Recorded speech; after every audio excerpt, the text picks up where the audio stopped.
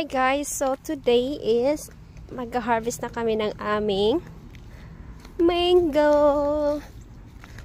Ayan, so ang init dito guys today. So let's see. Excited much. Of course, gagamitin namin ang aming basket. Yung isa guys is kinuha na.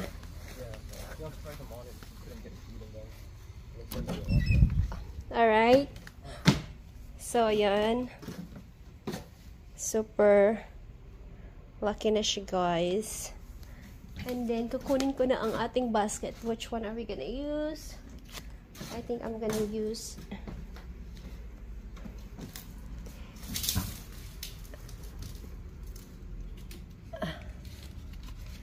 this here.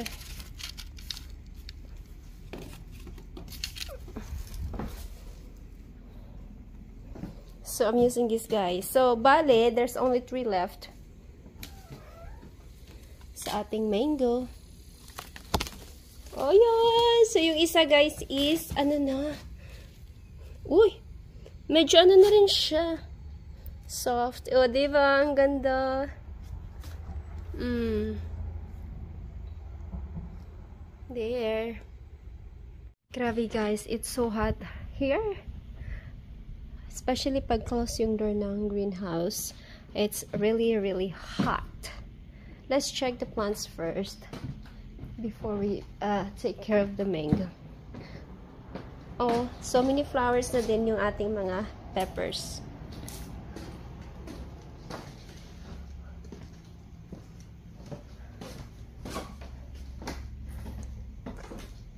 Uy, super dami ng flowers. Oh, I think it's the same. It's already good. So just point it at you. Okay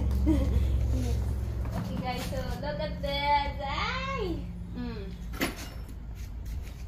Medyo ano na rin siya, malambot-lambot. Guys, tingnan nyo, malaki oh. Ah!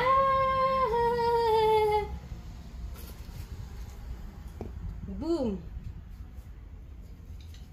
Next.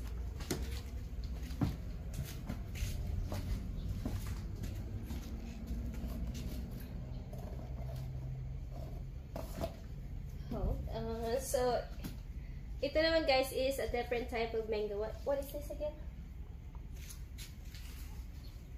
I don't see the name anymore. This one's Malika. Oh, this is the Malika mango. Ayan, so yung shape niya is different, diba? As you can compare this is the Philippine mango and Malika. Philippine mango and Malika. See the difference?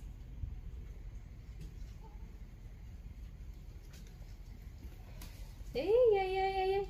Woo! Look at that. Juice. Is that juice? Yes. Ooh, I can smell the mango. And this is the smallest one, guys.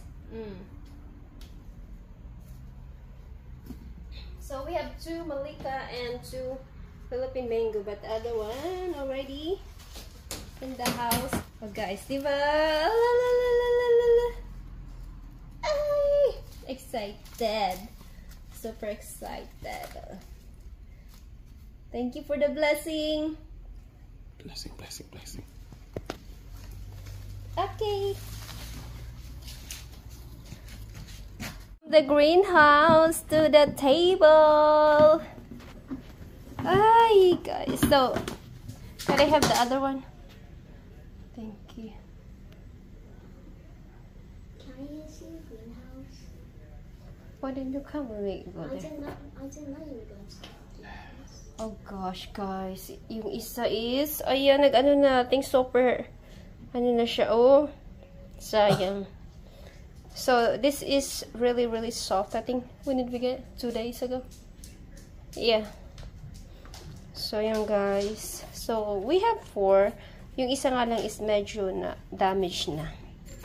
First harvest of the year. I mean, our first harvest actually since we got some mango.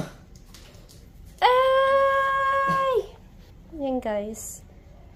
Thank you so much.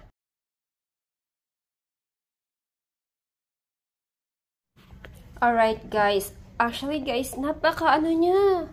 You can actually taste there's a lot of flavor on the mango. Ayan. It's really kind of like orange color. It smells really good. Then, the thing is, it's kind of like overripe right now, pero it still tastes really good.